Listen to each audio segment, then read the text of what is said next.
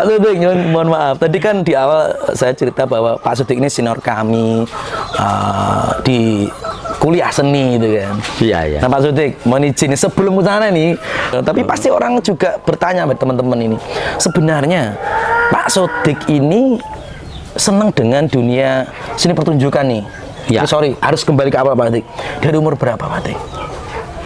Apa ya, terus akhirnya saya mikirnya wah, itu kalau ngomong langsung dunia entertain, seni pertunjukan. Sebenarnya kalau saya pikir, kalau langsung secara praktis dari saya itu terlahir dari keluarga yang wong santri tradisional, bukan dari ya enggak awalnya. Ya kan? Ini enggak ada dari keturunan bapak ibu ini, cuma saya tahu bahwa mbah saya itu memang sebenarnya mempunyai orang-orang yang bisa toprak seperti itu. Tetapi yang dari keluarga saya ini tidak ada yang mungkin nggak putus ya. Ya bawaan-bawaannya ada. Cuma karena tidak terdukung oleh satu kebiasaan di keluarga itu, sehingga tidak terwadai. Cuma ini ditangkap oleh kakak saya. Oh gitu. Di bidang kesenian ya. Jujur saya satat itu dari SD itu. SD itu bukan ditari. Oh, malah nggak ditari? Bukan, saya malah di puisi jelas. Di puisi itu saya nggak tahu, tapi ya itulah saya berekspresi itu melalui puisi. Kebetulan juga ada prestasi ya untuk SD. Kemudian di SMP saya juga kembali lagi dipercaya untuk puisi, dan kebetulan juga cukup punya prestasi untuk di Ponorogo. Nah, ketika di SMP itulah kakak saya itu mencoba mengarahkan saya untuk dipaksa-paksa diikutkan yang sanggar itu. SMP baru masuk di kelas 1. Tapi izin Pak Dik, tadi kan sempat disinggung tentang puisi ya. Puisi itu kan identik dengan ekspresi ya. Iya. Jadi ketahuan teman-teman kenapa Pak Sodik tuh ngomongnya tuh selalu berkarakter. Karena lu dari kecil belajar puisi. Oke Pak Dik, SMP. Nah itu SMP. Saya dipaksakan untuk melu nari ya karena sudah dibayari sama kakak saya yang jadi guru di Tulungagung sana. Ini bukan di Ponorogo? Enggak, di sini. Oh, di Ponorogo. Cuma kakak saya dinasnya di guru di Tulungagung. Nah, saya selalu dipantau. Karena merasa sudah dibayari ya mau ndak mau saya masuk ke sana. Bahkan masih sangat malu-malu kucing dan tidak ada sana. Itu tahun berapa Pak Dik? Ya tahun 85, 86. Saya baru iso berangkang. 85, 86 itu saya masih ingat, itu latihannya itu masih di Sadika. Ponorogo masih jauh seperti ini. Jadi dulu sanggar pun juga nggak banyak. Enggak ada, itu gabungan itu. Terus akhirnya di SMP itu ya cuma mengenyam tari. Saya masih ingat pertama kali mengenal itu tari cipat-cipit. Tari cipat-cipit itu wah, lucu banget ya. Saya sudah enggak. Nah, habis itu karena saya tidak masuk di SMP negeri waktu itu, masih belum danem ya, tes itu sulitnya luar biasa dulu itu persaingan. Nah, akhirnya saya masuk di SMP Muhammadiyah, dan di situ juga mulai mengenal kesenian melalui sanggar tadi. Dan di Muhammadiyah kebetulan saya pun juga kurang terperhatikan. Ini bukan alasan ya. Keluarga saya ini ya seperti sangat nyun sewu lah, ekonomi menengah ke bawah, bisa dibilang ke bawah, sehingga pokoknya sekolah nggak diurus. Nah, saya kurang bagus juga ketika masa dalam itu tidak masuk SMA yang negeri. Masuknya SMA itu masih ada SMA 1, 2, kemudian Badekan dan sebagainya. Di Ponorogo masih ada ya, itu? Nah, saya masuk SMA Badekan gitu nih, tapi enggak. Terus akhirnya mau dianu, terus akhirnya sama kakak saya nggak tahu, tiba-tiba udah, tak sekolahkan dianu ya, neng tari ya. Apa maksudnya itu? SMKI. Nah, SMKI. Udah, karena saya sudah mutung, ya wis manut. Itu SMKI mana? SMKI Surabaya. SMKI Surabaya. Berarti Ponorogo langsung pindah di SMKI Surabaya. Ini fisik saya kecil sekali, saya urung mengenal orang gitu. Saya didaftarkan di sana, dan waktu itu saya masih ingat pendaftaran itu maksimal 300, saya sudah nomor 297, tinggal 3 mepet gitu. Ya. Wah, akhirnya singkat cerita saya bisa ke sana tes. Saya teori mungkin agak sedikit bagus ya mungkin, terus fisik lari. Lah waktu nari itu saya masih ingat kakak saya itu ketika melihat saya tes di SMKI itu sampai ke pingkel-pingkel nginceng dari jendela kaca itu. Karena apa tesnya? Satu, ketika ada, saya masih ingat materinya Bapang itu menirukan, bisa masih tung ketakan tung. Nah, itu bisa masih mirip-mirip. Lah ketika ada tes, saya masih ingat Mas. Iya. Di situ itu ada model improvisasi, ya. Terus kemudian disetelkan musik, yang gitu. Terus semua pendaftar itu disuruh nari sakarepe dhewe. Lah aku kan yo bingung, lah musik iki apa jenenge? Musik iki kaya balet ngono.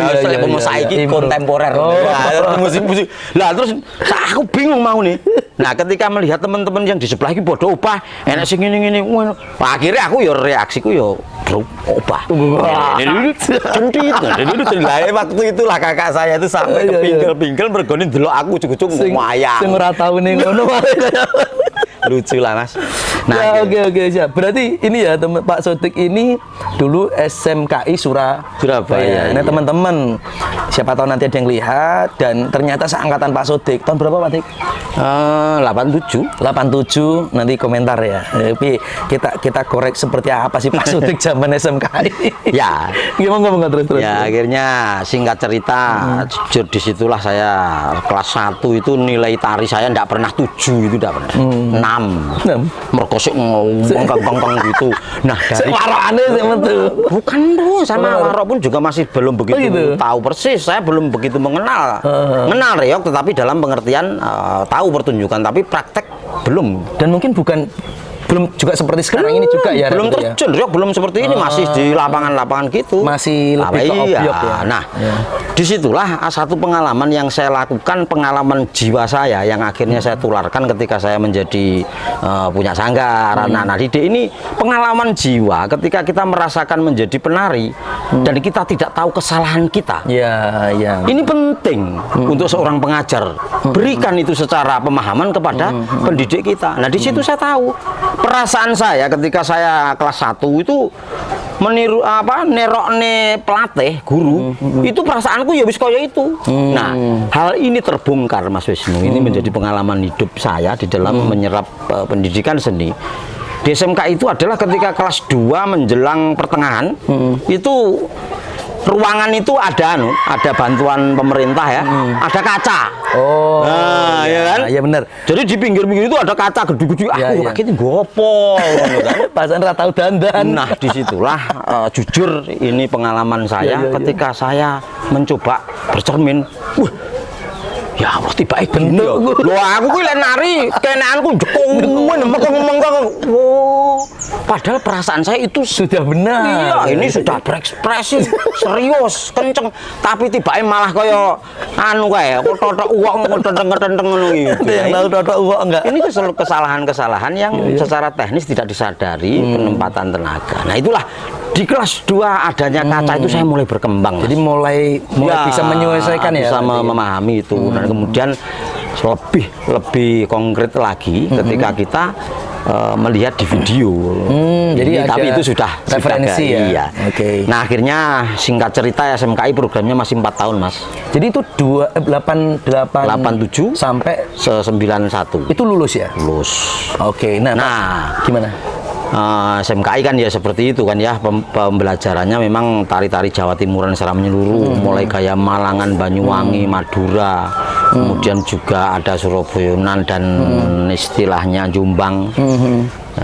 Kemudian pada yang cukup berkesan bagi saya ketika pendidikan pemoneng kuliah KKN waktu itu PKL namanya. Oh, ada ya SMK. Ya, itu saya sempat 1 bulan itu di Padepokan Seni Mangundarmo, Tumpang, Malang. Malang. Punyanya yang namanya Pak Soleh Hadi Pramono.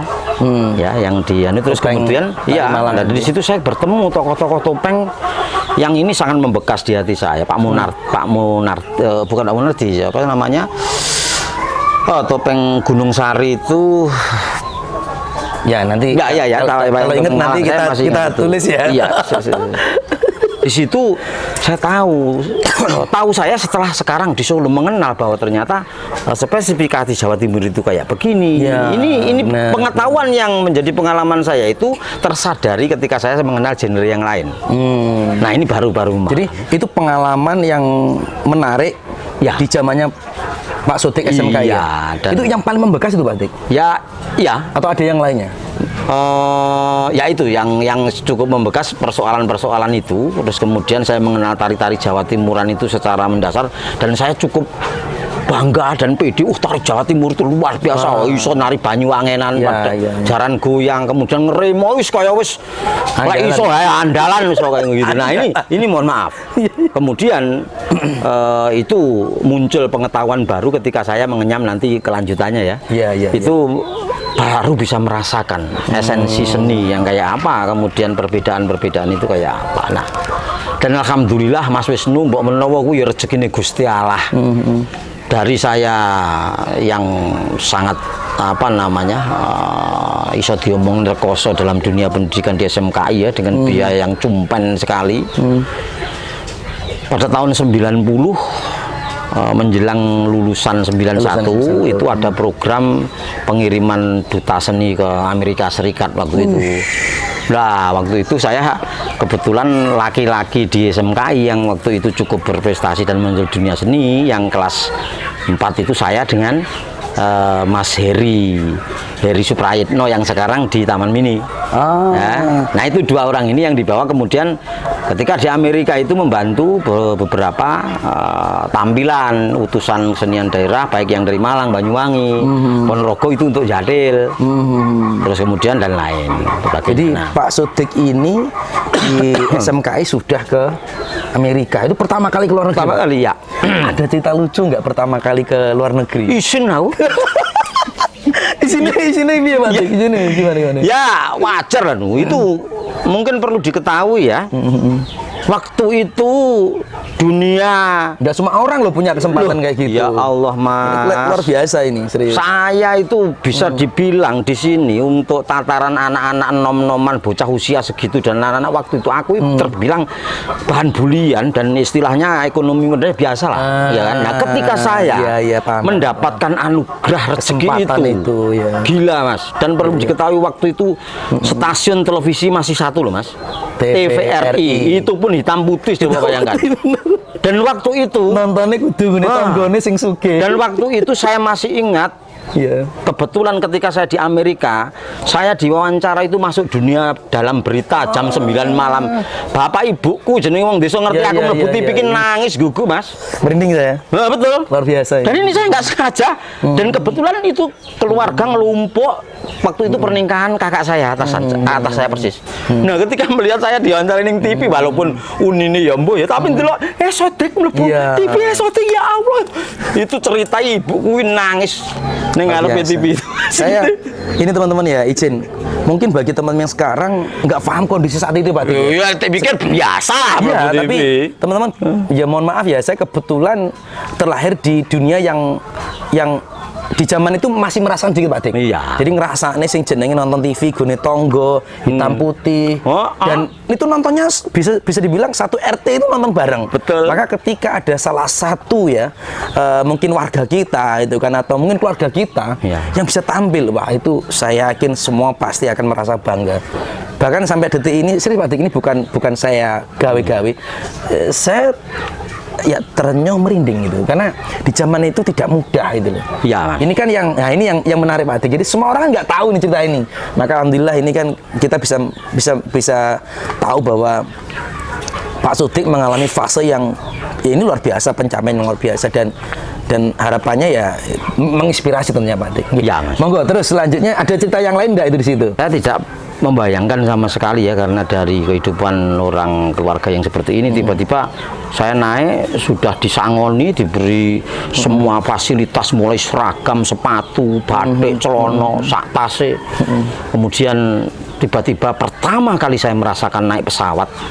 Dan pesawatnya kalau sudah jurusan sana itu tidak main-main. Iya, benar. Waktu itu Garuda Indonesia Airways itu, dan kebetulan yang cukup besar kan ya, yang untuk jurusan itu kalau tidak salah nek umpama saiki waktu kecil saya itu melihat yang jelirit putih dulu ya, ternyata pesawatnya model sing ngono-ngono iki lho. Sing langsung. Lah iku aku ya Allah, aku gumun dhewe saiki malah numpak. Iya, ini terharu ya. Kebanggaan yang luar biasa. Cuman setelah itu jujur ada satu pengalaman yang sing rotok ngrentes yang sebenarnya ada dalam hati saya itu cukup besar. Saya tuh pengen sejak kecil, saya itu sudah ketika habis SMKI, SMP itu saya pengen di keluarga saya 10, saya anak yang ke-10. Keluarga saya itu tidak ada yang bisa kuliah. Bukan karena masalah intelijensi, tapi karena biaya. Nah, saya ini pengen. Nah, ketika saya berprestasi di SMKI, dan saya itu sebenarnya waktu itu sudah mendapatkan rekomendasi untuk masuk di IKIP Surabaya sebenarnya. IKIP loh ya. Jadi, namanya belum Unisa.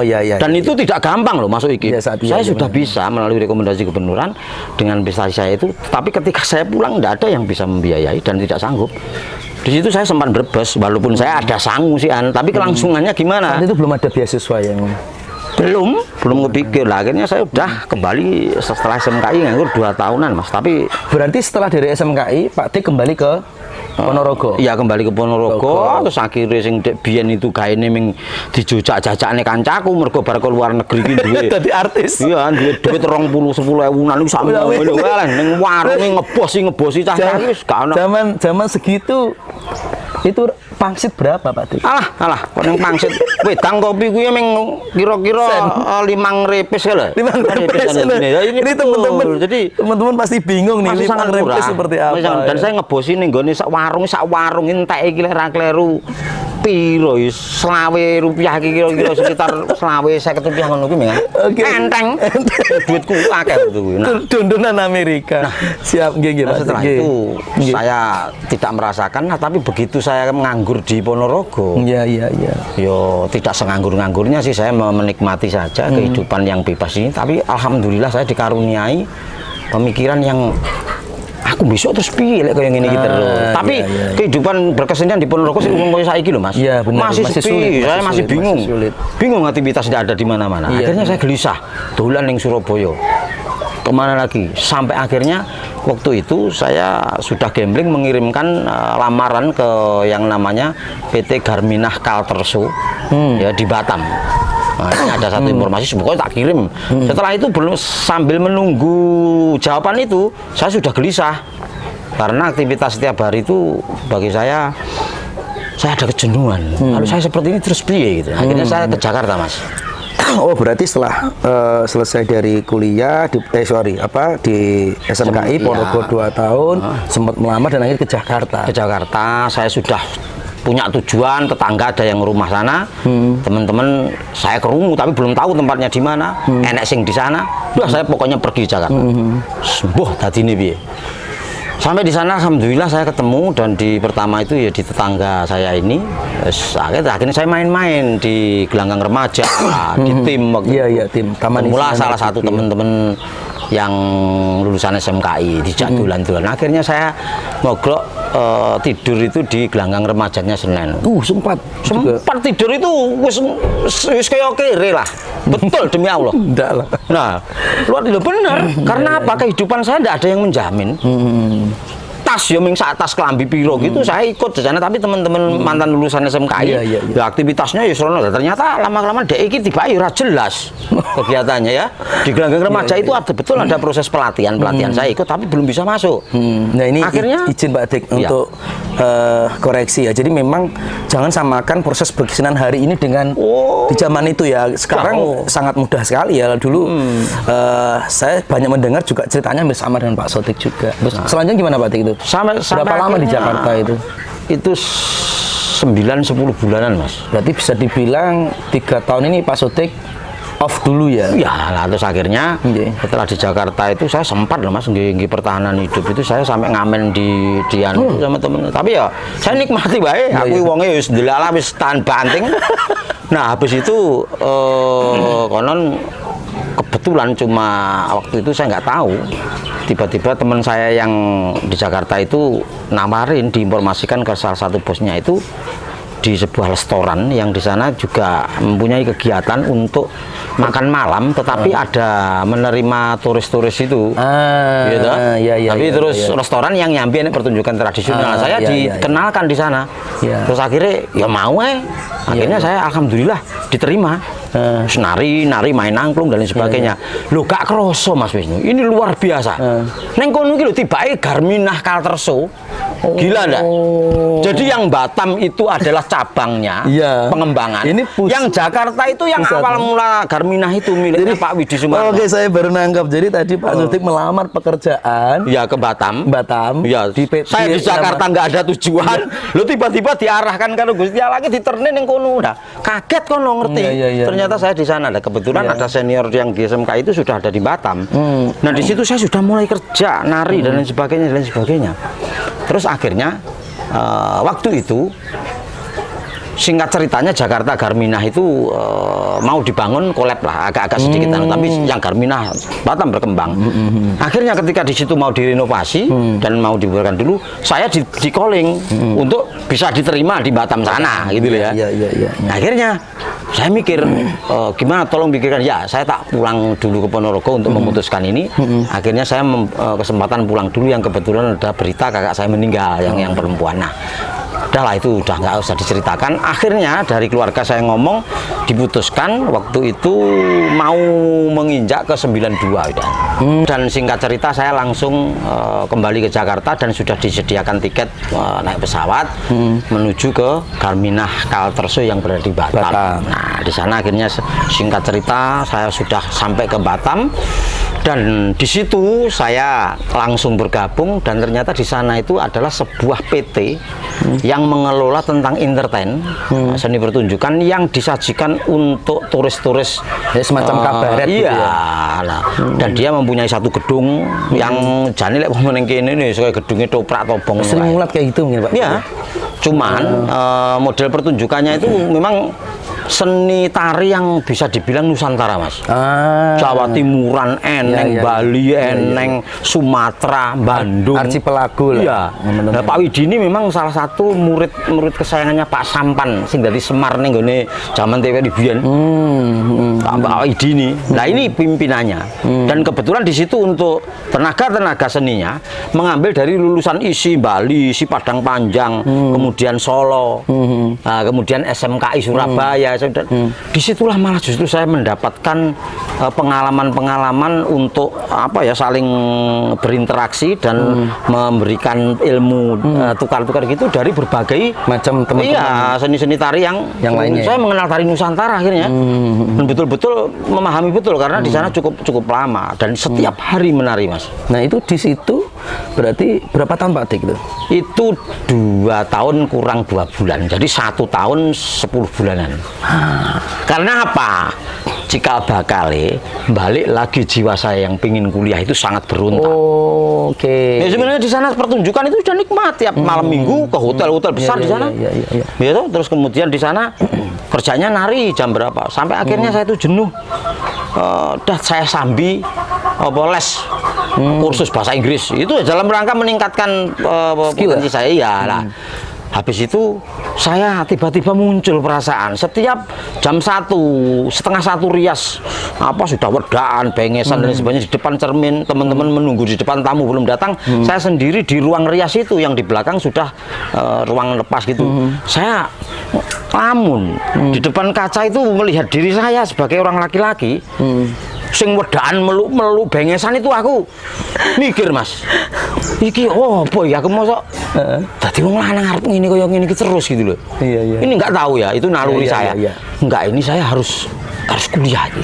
Saya harus punya untuk berhenti untuk kehidupan yang seperti ini. Saya melihat perkembangan ke depannya Garminah ini juga tidak bisa menjamin. Belum tentu juga ya.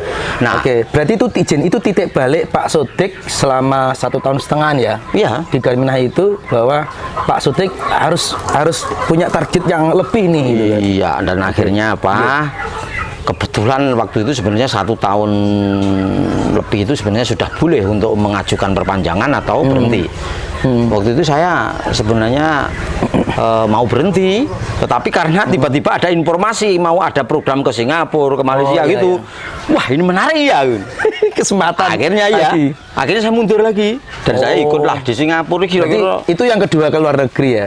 Atau sudah? Yang kedua. Oke. Tetapi ngomong di Singapura itu sampai kira-kira peng 5 peng 6 aneh. Iya, gitu. Karena dekat ya. dan ada event-event wedding partai gitu. Istilahnya rek jangka. Di Pulau Sentosa ngisi-ngisi kesenian di sana bolak-balik. Dah saya puas.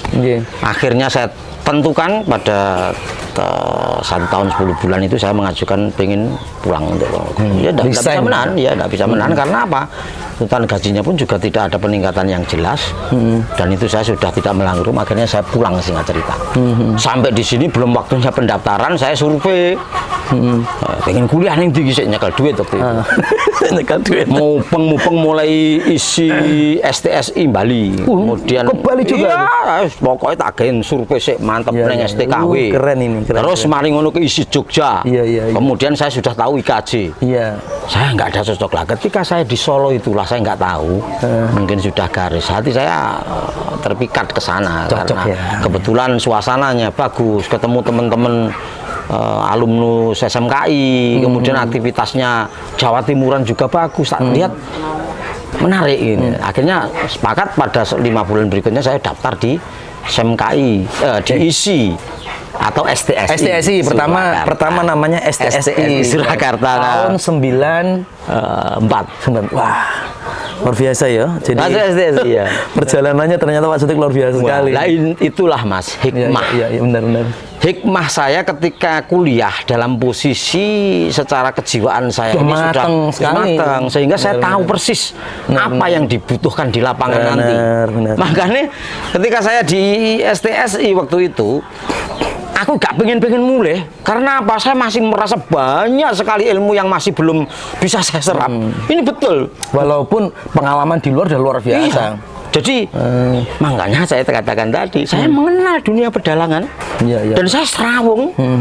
Saya mengenal wayang orang bahkan sampai bagaimana membuat tata rias, ya rias-rias yang pideh-pideh yang mungkin teman-teman kuliah neng STSI ora oleh. Tapi saya dolan neng wayang wong Sri Wedari, toprak balik kambang. Akhirnya saya tahu proses pembentukan wayang wong piye caranya. Nah ini kan ilmu. Iya benar.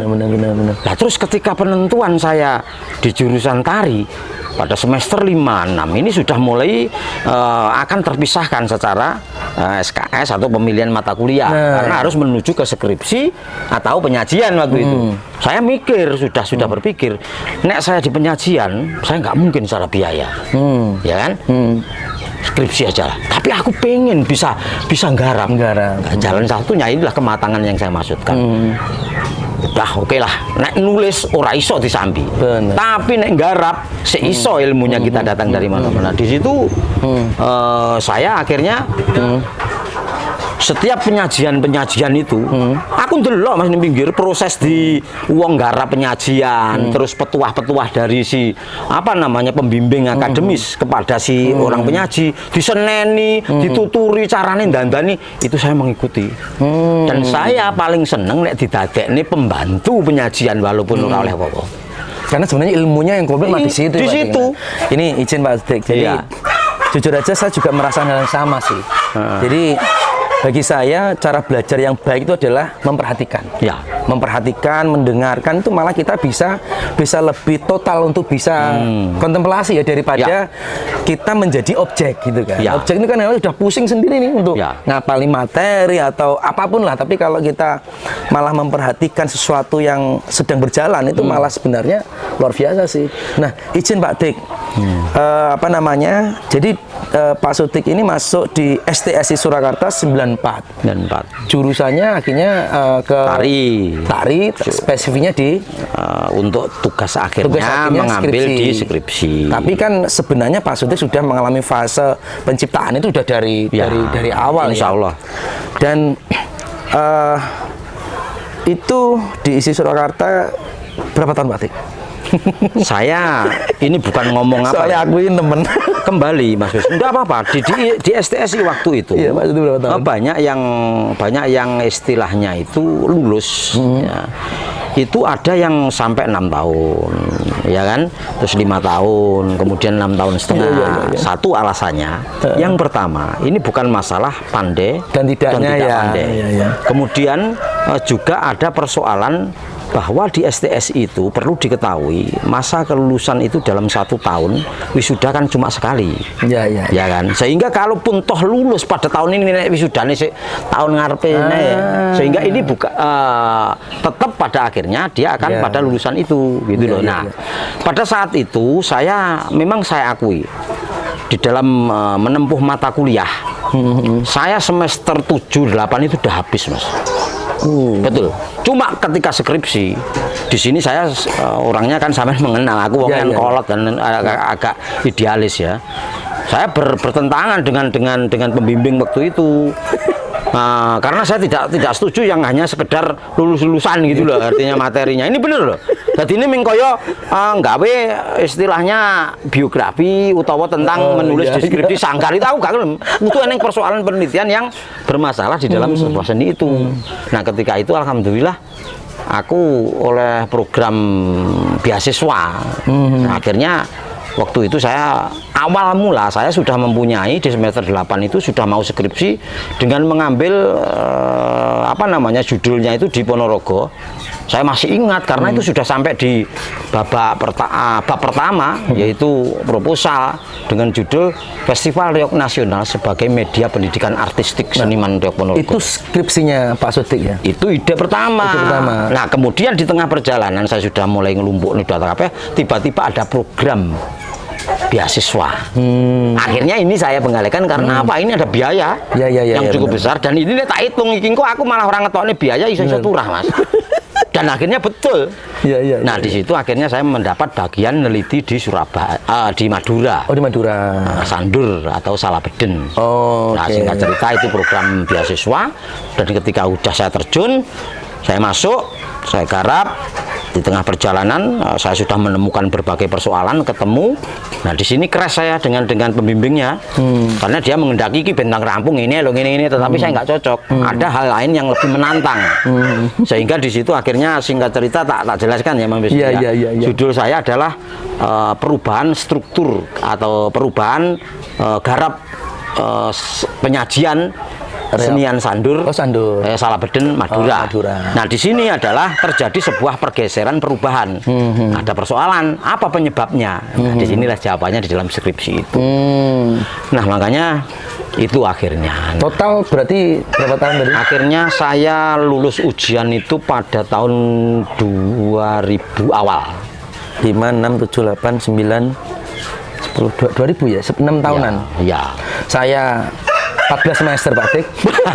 14 semester. Mending. Ya, yang penting itu pada akhirnya kita bisa menempuh itu dan saya tidak malu karena saya bukan masalah lamanya. Berarti izin Pak Dik. Itu 9 berapa tadi? 2000 berapa selesai? 2000 persis. 2000 persis. Setahu saya Pak Sodik masuk di Ponorogo dari 2000. Iya. 2002 nggih. 2000 saya sudah ikut sama waktu itu Gajah Menggolo bareng-bareng sama teman-teman isi. Karena membawa teman-teman ke sini. Nah, ini itu waktu saya ketua AMC waktu itu. Jadi ini teman-teman saya tidak tahu nanti mau dikoreksi juga ya. Jujur aja saat itu ya salah satu tokoh seniman tari pertunjukan di Ponorogo, di Ponorogo itu ya Pak Sodik saat itu ya. Jadi Pak Sodik yang bisa dibilang membawa banyak perubahan nih. Perubahan bagaimana kesenian Ponorogo itu ya bisa berkembang seperti saat ini. Itu mau nggak mau, setahu saya yang pertama itu Pak Sodik ya, Pak Dik ya, Ponorogo lulusan isi pertunjukan. Ada nggak? Kalau yang jurusan seni tari. Insya Allah ya saya. Kalau yang karawitan ada Pak Asmanto yang punyanya Pak Sendu. Berarti bisa dibilang Pak Sodik ini orang pertama di Ponorogo yang lulusan masih STSI ya? Ya. STSI Surakarta, luar biasa ini. Karena yang nomor 2 Mas Dedi. Saya nggak nomor, nggak lulus. Tapi kan mambu penting. Nah, gini ya, Ya Iya, itulah. izin Pak Dik. Ya. Cerita ini ya, jadi selesai tahun 2000 kembali ke Ponorogo langsung ya itu ya. Enggak. Enggak juga ya? Enggak. Di Solo ya, masih di Solo. Tapi perlu diingat bahwa ketika saya kuliah di STSI waktu itu pun saya 98 kemudian 97 mengikuti festival Riok dengan mewakili dari Jawa Tengah waktu itu juga sudah, dan saya sudah cukup kadang-kadang beraktivitas di sini, sudah mulai mengenal. Kemudian puncaknya pada tahun 99 atau 2000 ya, dengan saya ketika masih sangat berpengaruh di organisasi mahasiswa, saya sempat membawa PKL teman-teman isi STSI Surakarta untuk ke Solo itu dengan tujuan-tujuan saya yang mempunyai bayangan. Saya ingin mengenalkan pengalaman-pengalaman menari, pengalaman membentuk sebuah pertunjukan yang baik, pengalaman untuk bagaimana melihat sebuah teknik melakukan menjadi penari yang baik, itu yang dalam otak saya. Nah, kebetulan saya mempunyai kesempatan menjadi ketua HMJ himpunan mahasiswa jurusan tari. Dengan melalui kegiatan yang dibiayai kampus, saya bisa membawa ke sini. Nah, akhirnya menyambungkan teman-teman ini, saya bawa ke SMA Negeri 1 Ponorogo, kemudian di Tonatan, pentas di alun-alun itu di depannya patung macan itu di Keratan. Saya dimarahi sama Pak Markum. Oh, masih zaman Pak Markum? Iya, dimarahi. Iya, kamu tuh tari di joget nih ya, mesti enggak. Pemahamannya teman-teman kalau STSI kan malah asik gitu ya, bersatu dengan itu. Nah, tapi akhirnya bisa lah. Dan di situ saya lihat antusias masyarakat Ponorogo luar biasa. Berarti di zaman itu kalau nggak salah kan model garap Riok Ponorogo sudah mulai berkembang ya Pak Dik ya? Ya, sudah mulai titik awal itu ya? Ya, 2000 itu. Dan waktu itu saya semoga kalau nggak salah itu menjadi pionir ya, awal-awal pola-pola penggarapan warok yang berani bedah itu hasil percakapan saya dengan Anggono. Mungkin bisa menjadi saksi ya, sekarang jadi dosen di ISI, yang sekarang juga sering jadi juri di Ponorogo. Saya mencoba juga gitu loh, karena selama itu pertunjukan Riok itu warok yang menjadi pagar betis. Ya. Gitu. Dan tidak pernah menjadi satu ini. Modelnya V. Ya, jadi pagar setelah belang tak gitu, habis itu duduk selesai. Jadi memang tari Riok Ponorogo dulu itu masih kayak medley ya Pak Dik ya? Ya. Jadi tari ganti satu dengan yang lainnya. Nyambungnya ya ketika sudah mulai perang Klono Siwandono dengan Badak Merak itu udah. Jadi, bisa dibilang memang ya tadi saya cerita di awal bahwa pergerakannya teman-teman ISI Solo, STSI Solo itu kan, di bawah kalau di sini Pak Sodik juga itu memang menambah khasanah ya. Kesenian Ponorogo ini berkembang luar biasa, ini menjadi suatu pertunjukan yang sampai hari ini teman-teman bisa nikmati. Terus Pak Cik izin, Pak Adik hanya kembali ke Ponorogo itu pastinya tahun berapa? Saya mulai pasti di Ponorogo itu 92. Oh 92, 2002. Karena saya masih ingat banget ini 2002 itu yang Pak Sodik pasti punya karya yang luar biasa sekali. Itu sangat mungkin kalau sekarang viral ya Pak Dik ya? Itu karyanya Kang Potro ya Pak Dik, itu tahun berapa? Ya. Itu 2003. Oh itu 2003, karena saya juga menjadi bagian dari penarinya. Iya. Dan mungkin keren itu. Iya, mungkin kalau saya bisa dibilang satu-satunya karya tari, bisa dibilang perwakilan Ponorogo yang menjuarai karya tari Jawa Timur. Dan ini enggak apa, in frame enggak apa-apa Mbak. Ini beliaunya. Nah ini Kang Potro. Ini karya pertama bisa bilang seniman Ponorogo ya, yang tembus di festival karya tari. Dan ini bukan meninggi-ninggikan ya, memang kenyataan pada saat itu kebetulan walaupun beberapa teman-teman yang jurusan satu tari itu sudah ada, tapi adalah ini yang nah ini teman-teman ya, istilahnya buka dasar ya ngomong gitu. Benar, karena Kang Potro saat itu luar biasa aja mewakili Jawa Timur sampai ke parade tari Nusantara ya Pak Dik ya? Ya, dan di Nusantara pun prestasinya ya cukup waktu itu. Pak Dik, izin kalau masih ingat, ini siapa aja Pak Dik? Ini saya itu. Ini Pak Dik? Ya. Almarhum Mas Gatot ya? Iya. Mas Rudi. Ini Wewe? Wewe. Ini Rudi Wewe Kendang. Nah ini yang nggak lulus-lulus di ISI yang sampai sekarang. Serius? Iya. Ini aku. Ya Allah. Bro, modelku. Ya Allah. Masa ora kelingan? Maksudnya gak sampai kelingan kalau ada fotonya. Ya Allah. Ini masih belum yang di Jakarta loh. Iya, Karena iya. kamu di Jakarta Nggak udah ikut. ikut, makanya ini foto yang masih belum di Jakarta. Ini karya Originalnya Yang Potro. awal ini tidak topeng apa rias putih itu. Pak Dik, mohon izin, bisa nggak diceritakan sebenarnya konsep cerita Kang Potro itu apa biar teman-teman tahu? Iya, panjang sih. Kayak anu lah, singkatnya. cerita Iya, iya, singkatnya enggak lah. apa-apa, enggak apa-apa. Karena itu kan karya yang monumental menurut saya. Betul, begini, untuk kekaryaan tari Kang Potro itu sebenarnya inspirasi awal sebenarnya kan saya itu termotivasi ketika pada 2003 awal, ya kan ini terjadi kan 2 kali. 2002 akhir, kemudian masuk 2003 awal. Ini ada karya tari di Jawa Timur, dan waktu itu Ponorogo itu saya kebetulan itu tidak sengaja disuruh maju, dan materinya itu sudah ditunjuk oleh Jawa Timur ketika Ponorogo maju pesona budaya di Jakarta. Nah waktu itu sing dipilih ki aku nggarap tari prajurit warok-warok prajurit Bantarangin, digawe salah satu drama tari itu. Nah sama teman-teman Provinsi Jawa Timur itu aja loh ikutkan untuk untuk karya tari Jawa Timur.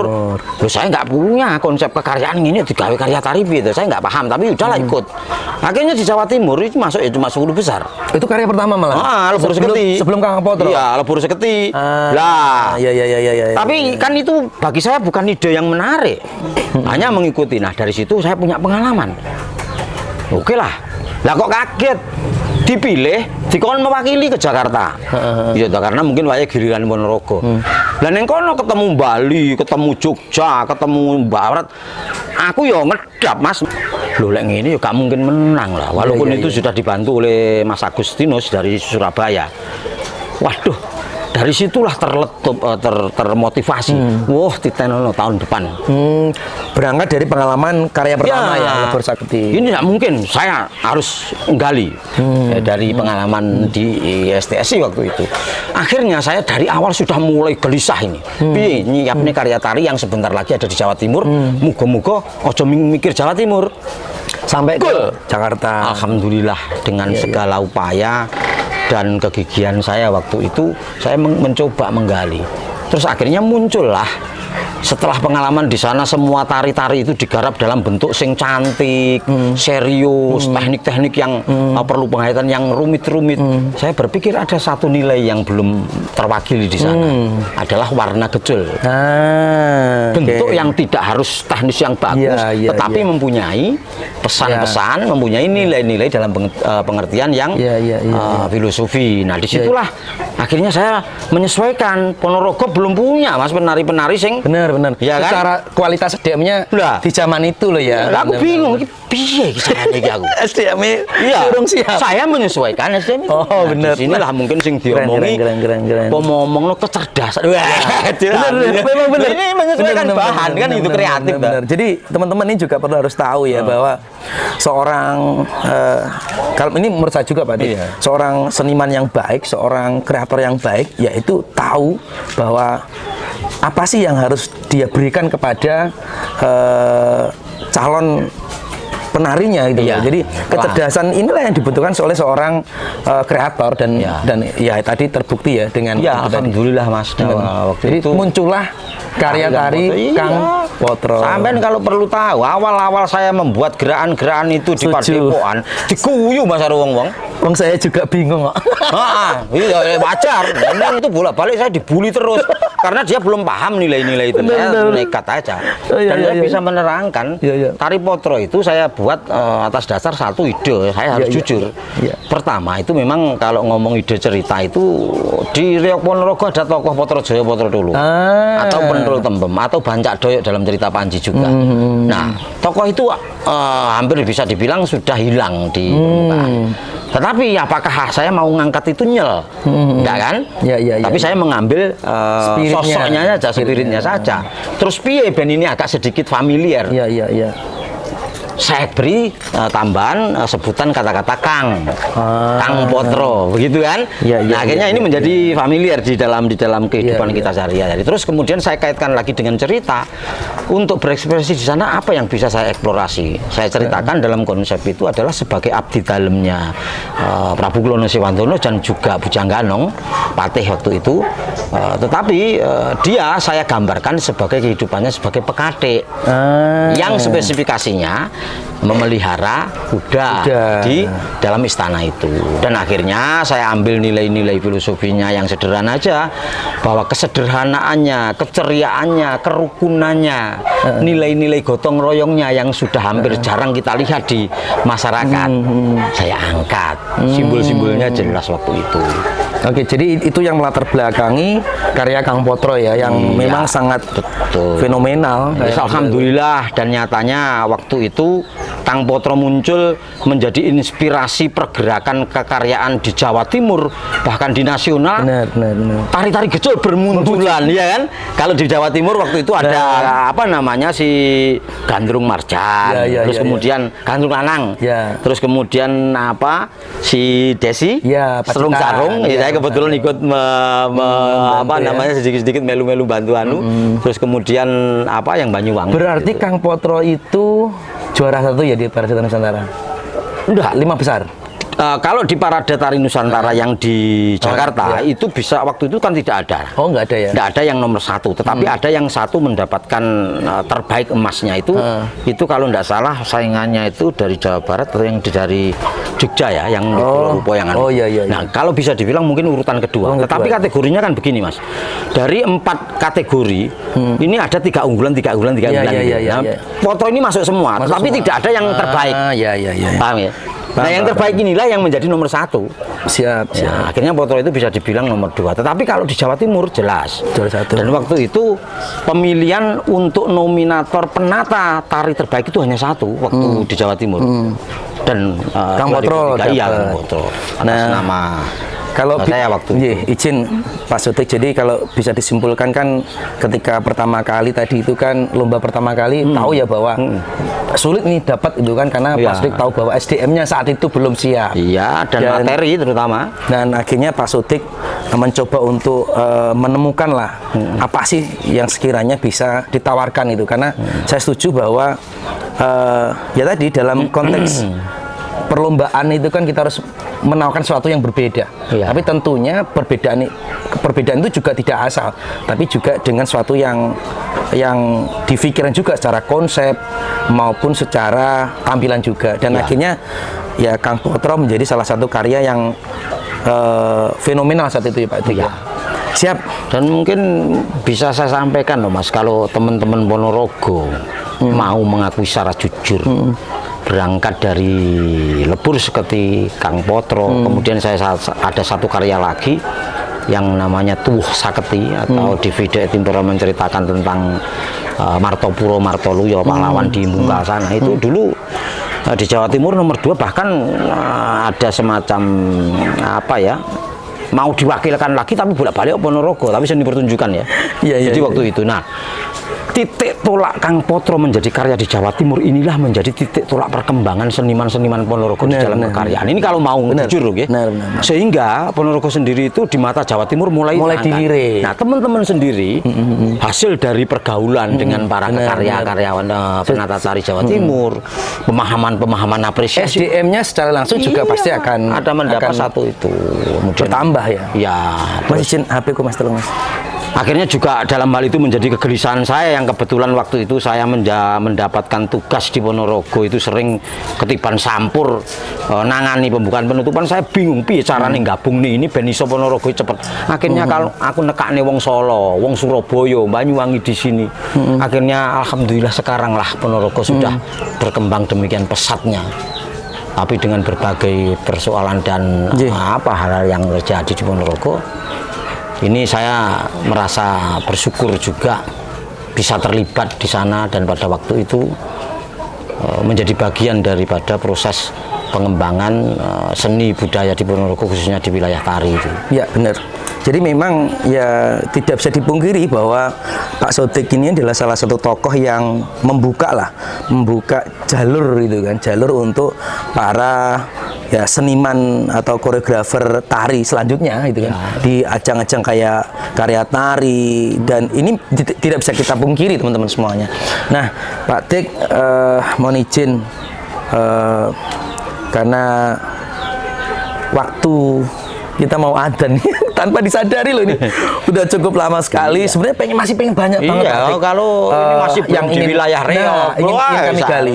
Jadi nanti siap ya Pak Dik untuk take kedua, ketiga, keempat? Insya Allah, saya kalau dalam kepentingan berkesenian dan selama ini kita natural untuk kepentingan itu, apa sih yang bisa diberikan, apa yang bisa saya sampaikan untuk manfaat Ponorogo ini, lillahi ta'ala. Saya nggak ada timbangannya terus neng utek-utek tak apa ya aneh gitu kan. Siap. Siap Pak Dik. Sebenarnya kami pengen berbicara masih panjang lebar, tapi karena memang waktunya Denny sudah malam gitu kan, kita harus menyudahi dulu. Tentunya harapan saya nanti ya masih ada ruang ya Pak Dik ya. Tetap saya tagih loh Pak Dik, harus ada part berikutnya karena kita masih Pak Sodik ini luar biasa, masih banyak yang belum diceritakan, dan harapan saya ya kita kupas di semuanya. Dan teman-teman, Pak Sodik matur sembah nuwun ruang waktunya untuk hari ini, dan teman-teman semuanya, mudah-mudahan apa yang hari ini kita dengar bersama-sama itu bisa bermanfaat tentunya.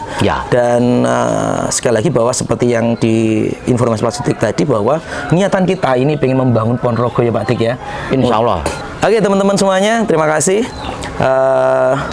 Saya tidak pernah bosan-bosan untuk selalu mengingatkan bahwa apa yang Anda pikirkan itu pasti akan terjadi. Maka selalu berpikir yang positif, dan pemimpin yang hebat adalah mereka yang menempatkan budaya menjadi bagian dari spirit pergerakannya. Saya Wisnu Hadi Praitno. Saya Sodik Pristiwanto. Selamat bergerak. Baik.